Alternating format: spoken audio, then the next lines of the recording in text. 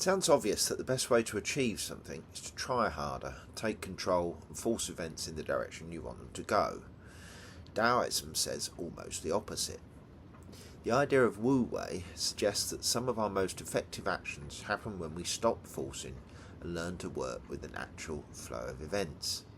In this video, we'll explore the Tao, why Lao Tzu compared it to water, how yin and yang replace opposition with complementarity, and why ideas from complex systems and even psychology offer some intriguing modern parallels.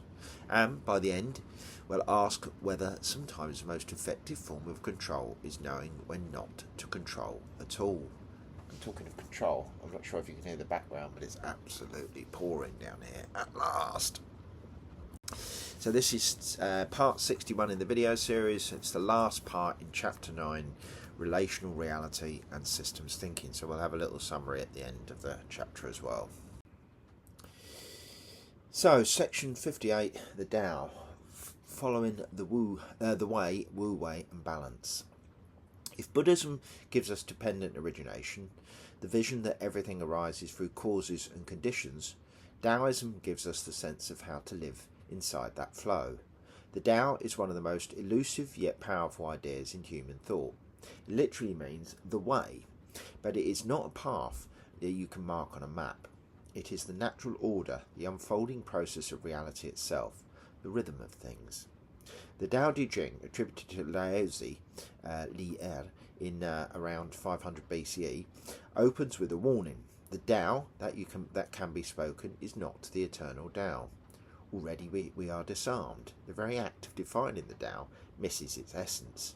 It's not an object to be grasped, but the flowing movement of the universe that everything participates in. Mountains, rivers, seasons, people, animals, clouds, all are expressions of the Tao. To live well, Daoism suggests, is not to fight the flow, but to align with it. This is the principle of Wu-Wei, literally non-doing or effortless action. Does not mean laziness or passivity, but acting in harmony with the natural course of things. A surfer who catches a wave and rides it without forcing, a musician lost in the improvisation, a craftsman shaping wood in tune with the grain. These are expressions of Wu-Wei. The action happens but without strain, because it arises from attunement rather than imposition. Daoism contrasts with the Western impulse to control, plan and dominate. We often imagine ourselves as engineers of life, bending nature to our will. Daoism offers another view. Wisdom lies in sensing the currents and moving with them. It is a philosophy of humility before complexity. Science offers surprising echoes here. Complex systems, from ecosystems to economies, often resist heavy-handed control. Try to force them, and they backfire, producing unintended consequences. In systems theory, and we discussed that in section 12, resilience emerges when you allow natural feedback loops to operate, when you intervene lightly rather than dictate outcomes. This is Taoist wisdom in another language. Consider water. There's plenty of that around here, it's pouring down. One of Lao Tzu's favourite subjects for metaphor. Water is soft, yielding, humble, yet over time it carves valleys, weaves down stones, sustains life. It does not resist but flows, adapting to every shape it meets. To live like water is to embrace adaptability, patience and quiet strength. In physics we might speak of flow dynamics. In Daoism it is simply the way. Tao also reframes how we see opposites. Yin and yang are not enemies but complementary poles. Day and night, activity and rest, growth and decay. Each gives rise to the other, and neither can exist alone. The famous black and white circle with a dot of its opposite colour in each half captures this dance. The heart of yin lies the seed of yang, and without yang, and within yang a seed of yin. The world is not split but woven. Modern physics resonates here too. Wave-particle duality, matter-antimatter, the interplay of order and entropy. Reality itself seems structured around complementarity. On a human scale, Daoism cautions against overreach. Societies that attempt to regulate every detail, to impose rigid structures on people's lives, often collapse under their own weight. Families strained by constant control fracture. By contrast, environments that allow natural rhythms and flexibility tend to flourish. The Tao Te Ching repeatedly praises simplicity, quietness and restraint. The sage does not hoard, does not boast, does not force. By stepping back, they create space for life to unfold. This does not mean a world of passivity. Farmers plant crops, carpenters shape wood, parents raise children. But in Daoism, the skill lies in doing so without excess interference. Do not tug at the seedlings to make them grow faster. You water, you tend, you wait. Action aligned with the Tao is light, timely, and responsive. Neuroscience even finds a parallel in flow states.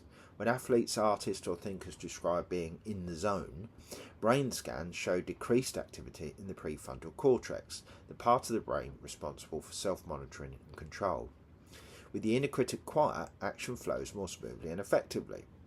Wu-Wei in Taoist practice and flow in psychology describe the same territory: effortless effectiveness, but born of alignment. For consciousness studies, Daoism offers a reminder that the mind is not a detached spectator, but part of the flow. Awareness is not outside the Tao. It is one of its expressions. To mediate in a Taoist vein is to feel the breath rise and fall, to notice the play of sensation, to watch thoughts come and go, not as interruptions, but as part of the same stream. Perhaps the greatest lesson of the Tao is trust. Trust that reality has its rhythms. Trust that you are part of that rhythm, of those rhythms. Trust that when you stop grasping and forcing, life does not collapse, but often becomes clearer. This is not blind faith, but experiential discovery. Try it. The world feels like an enemy to battle, and less like an enemy to battle, and more like a dance to join. Where Buddhism diagnoses suffering and prescribes liberation, Daoism invites us to relax into the flow. They are not opposed, but complementary. Buddhism sharpens analysis, Daoism softens control. Both are ways of seeing that reality is not a static substance, but an unfolding process. The Tao, like dependent origination, reminds us that we are woven into the whole. To live with this awareness is to live more gently, more attentively, more wisely. You cannot grasp the Tao, but you can learn to ride its currents. And in that riding, you might find a kind of freedom, not from the world, but within it. So Taoism asks us to see reality not as something standing still, waiting to be controlled, but as a continuously unfolding process in which we are already participating. Wu-Wei does not mean doing nothing. It means acting without unnecessary force, recognising when to intervene and when to allow events to unfold. That brings us to the end of chapter 9, where we move from Nagauna's emptiness through dependent origination to the Tao and the idea of reality as something fundamentally relational, dynamic and interconnected. In chapter 10 we move into unity and inner experiments, where the focus shifts towards traditions that claim the apparent separation between ourselves and reality may itself be misleading. In the next video we'll examine Vedanta and one of its most radical claims, that Atman, the deepest self, and Brahman, ultimate reality, are ultimately one. But before we go on to that, we'll just have a summary of chapter 9. So this chapter explored the shift from viewing the world as a collection of separate objects to seeing it as a network of relationships. Systems thinking emphasises interdependence. Behaviour of a whole cannot be reduced to the sum of its parts. Ecology, cybernetics and complexity theory all highlight feedback loops, emergence and nonlinear dynamics. These perspectives resonate with Eastern traditions of long understood reality is interwoven rather than isolated. Relational reality challenges the idea of a fixed essence. Things exist not in themselves, but through their relations with other things, with their environments, and with the conditions that sustain them.